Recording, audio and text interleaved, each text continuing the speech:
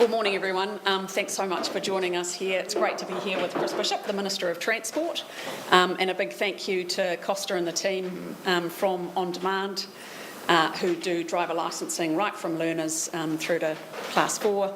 We've had the opportunity to meet some of the students here this morning, which is fantastic. The thing that I wanted to just start with is I'm really proud of the providers like On Demand that provide driver licensing support. MSD has had a target of 19,000 places. We've gone well in excess of that at 21,000. And the success rate across the board has been 82%, which is brilliant.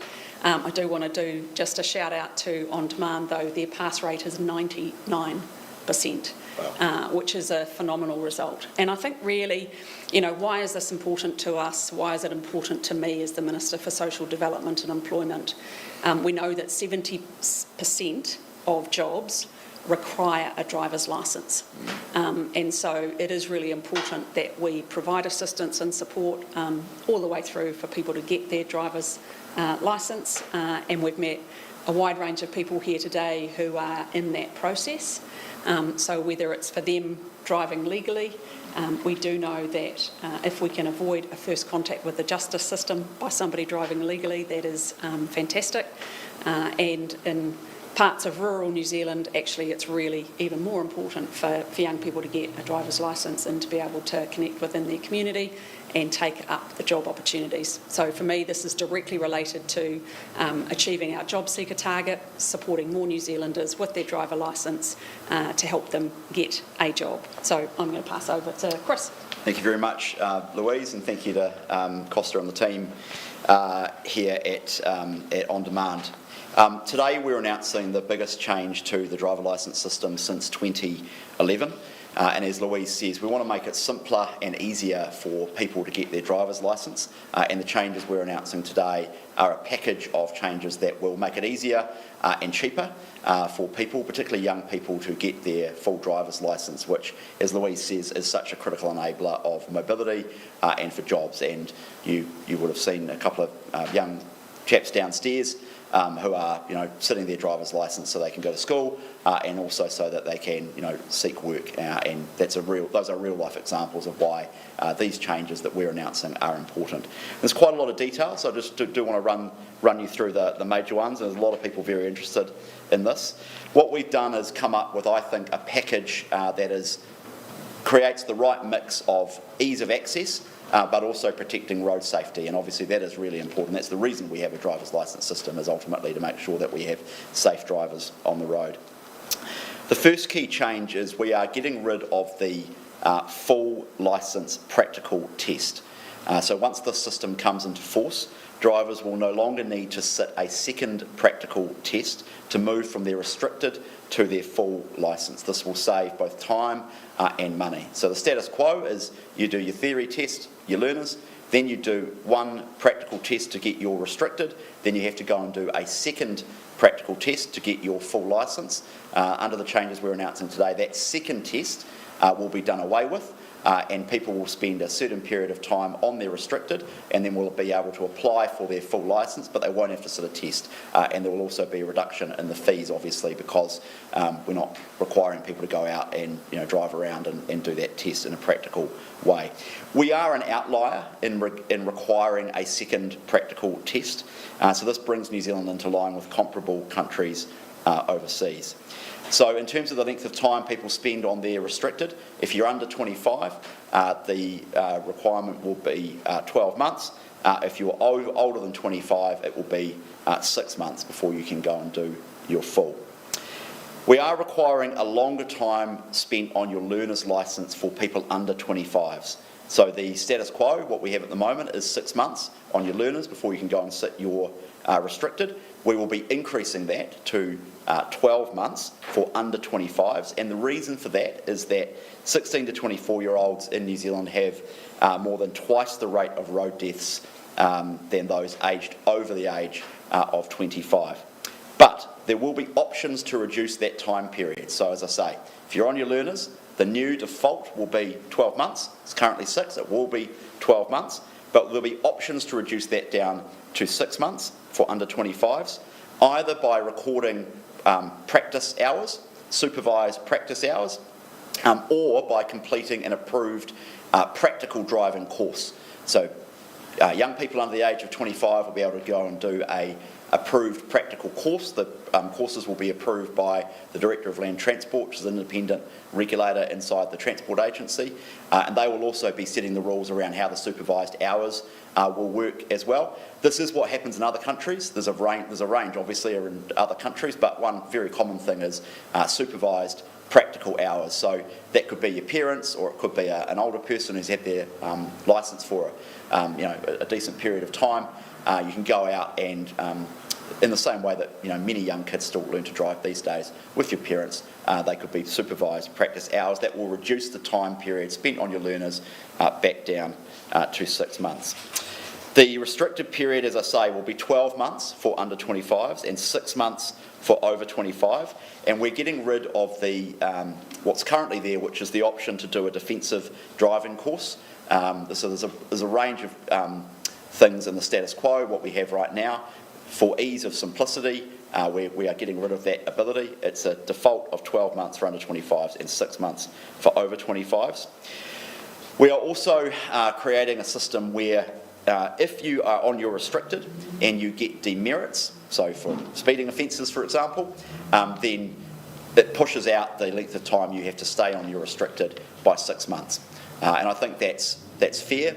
It indicates that you have not yet learned how to drive safely by definition if you're getting demerit points. I think people would say that's a fair enough common sense change. A couple of other changes which I think are important. We're requiring fewer eyesight screenings, so you'll have to go and do your eyesight test when you get your learners.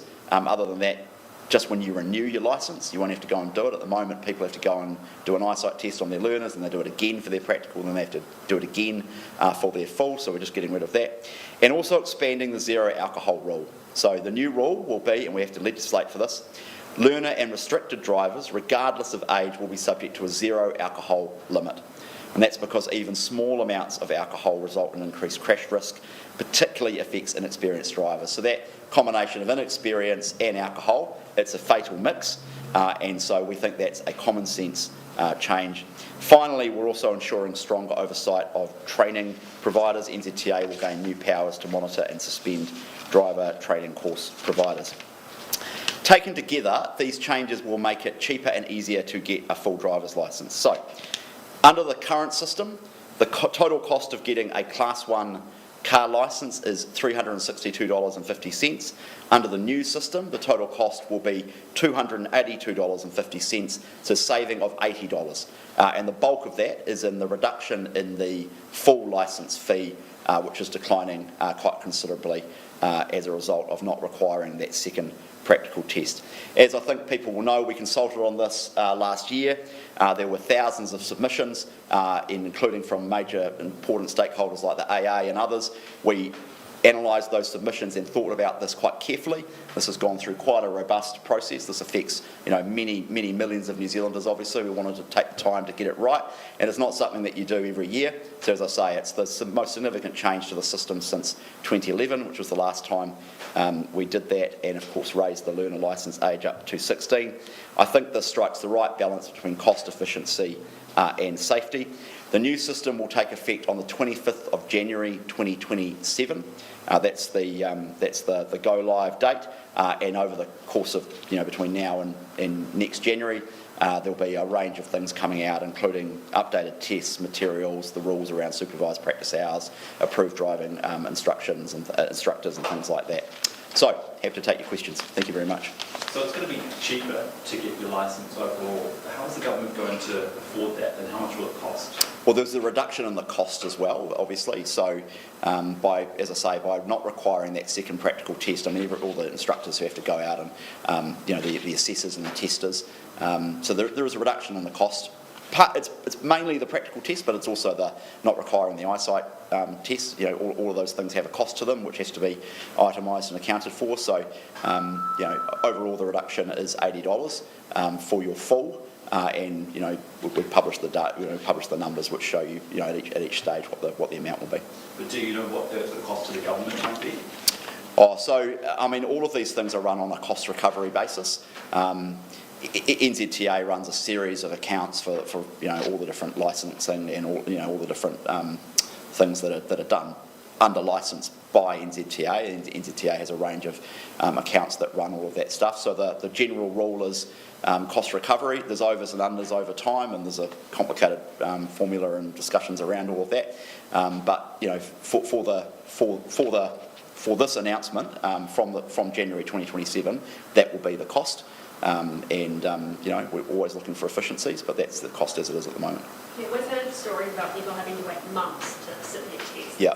What impact do you believe this is going to have on testing centre wait times? Well, unfortunately, the wait times that were created in the last 2 or 3 years were because the previous government made it free to do a resit. So if you failed a test, and then it was free to go and do a resit. And so it was essentially costless for people to just go and try and fail, because they could just go and sit it again for free.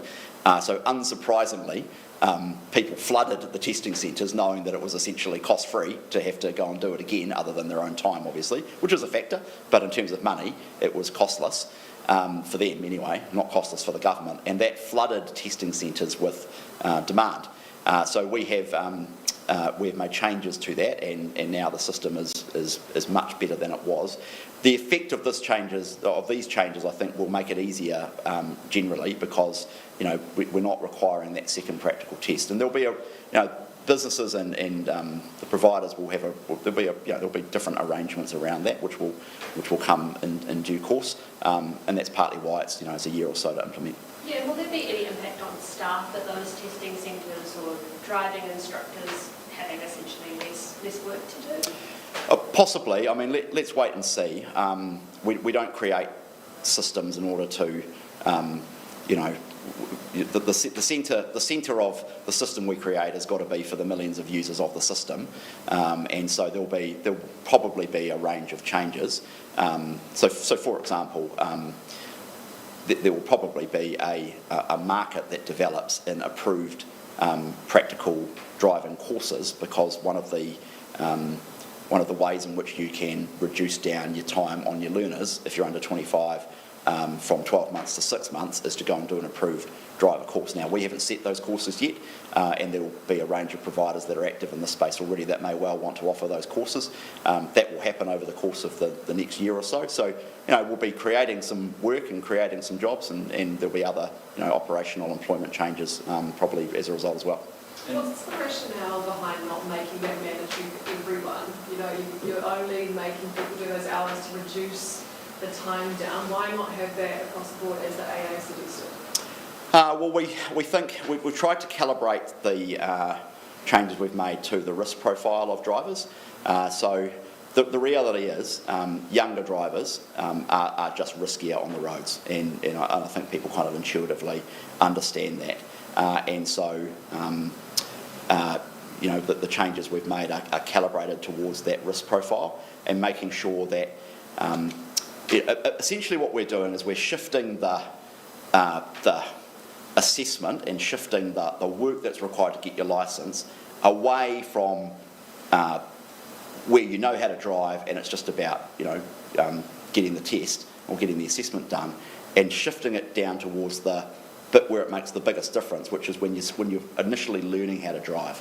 And so the burden is shifting earlier on in the process rather than later in the process. But why not make that mandatory? I mean, they're 6 months older potentially, and they don't have as many hours under their belt. Maybe they'll pass the restricted test, but they don't have those hours on the road. So how does the risk profile change from them being 18 or 18 and a half when they get their restricted? Compared to... If they don't do those hours on the road, yeah. Then they've got to wait an extra 6 months, yes. But they haven't done those hours, so how does that risk profile... Oh, I see what you mean, yeah. Well, so status quo at the moment is you can go and get your restricted after 6 months. We're increasing that as a default to 12, which means that by definition, on average, there'll be more driving in that time and more practice, because you've got more experience and you're getting older and learning how to use the road. We think it's sensible to say, well, if you actually go and do a proper professionally run, supervised course that's approved that we know, makes a difference in terms of experience on the road and learning of the road code and all the practical skills of driving, to reduce that down. We think that's fair and reasonable. We also thought it was really important to make sure that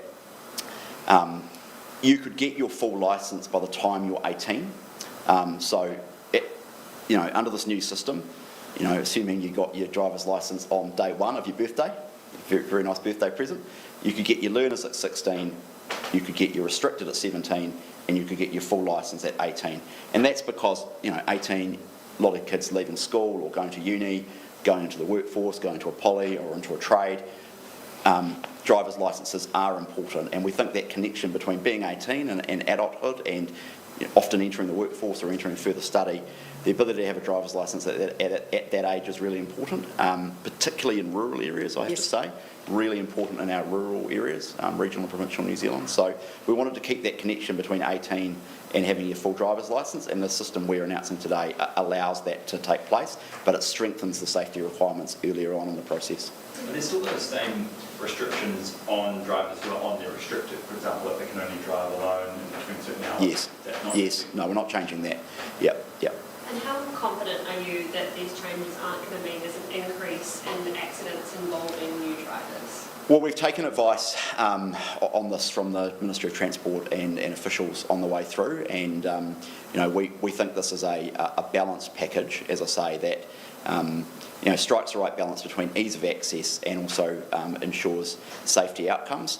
Now, it's like everything in life. You could make getting your driver's licence as difficult as possible, as fiendishly hard as you wanted, and you would probably achieve better road safety outcomes. But that would be bad for New Zealand and bad for access to jobs and employment and all the other things that you want to have happen. On the other hand, you could make it really easy and not have a test at all, just let anyone get behind the wheel of a car and say go for your life. We don't do that either, because people would say that's crazy. You've got to make sure that people are on the road who are safe. So all these things, it's a bit like with speed limits, to be honest. All of these things, by definition, are a balance. And I think we've got a balanced package here that will lead to better access and also road safety outcomes. If people repeatedly fail the restricted test, how much will that cost? Will the $80 reduction make that much of a difference? Well, if they repeatedly fail their restricted, you've got to keep sitting it, and they just go through the system like anybody else. And there are people who do that, and my advice to them would be, potentially go and do a course, and you just got to keep trying until you sit your restricted. But if you fail your restricted, by definition, you are not safe to be on the road without supervision. But for the cost, will it be that much cheaper in comparison to the $80 reduction? Well, no, because we've worked it out on the basis that you pass, at each time. You've got to use a proxy comparator. So, no, by definition, if you keep failing, it will be more expensive than the cost reductions that we're announcing. But, that is what it is. You've got to make sure people pass. Would you be looking at increasing that restricted test fee at all in those recent things? Well, there'll potentially be increases in the future. I'm not going to get ahead of that process. At a regular period, the government goes through fees reviews. Not in the next term. No, well, certainly not on January 2020. Yeah. Certainly not on January 2027. Yeah, will people be able to sit that full test right up until January 27? Say, for example, I've been on my restricted licence for 12 months now. Yes. Should I wait until then, or should I? Yeah. So there is going to be an interesting little transition period. So we took some advice around. Do you phase it in? Do you, create a category of people who have got different rules? It got very complicated very quickly because people are at different stages, and in the end we decided the cleanest thing was just go live on 25 January 2027, and the new rules just apply to everybody from that date. So for someone like you, who, what I'm hearing is you've been on your restricted for 12 months. I'm assuming you've got a clean driving record, or maybe you don't want to admit to that on camera. But if you've got no demerits, you will be able to essentially apply for your full from the 25th of January next year, and you'll be able to get your full. So you won't have to go and do your practical test. So maybe a bottleneck. Yeah. Possibly, and we'll take some advice around that. We're going to monitor the implementation over the next year or so quite carefully. We can track not individually, but we know the numbers coming through the system, and we've got pretty good data around the testing centres and, how many people are at all those different stages. We're monitoring that pretty carefully. So there's going to end up being a transition. It'll be a little bit messy, to be honest. That's just, you move from one system to a new system, that's what's inevitably going to happen. But it's going to be a lot simpler than, segmenting out particular groups of people, everyone trying to work out who they're at. You create unfairness, sort of almost by definition on the way through that. So we've decided not to do that. We thought about that quite carefully.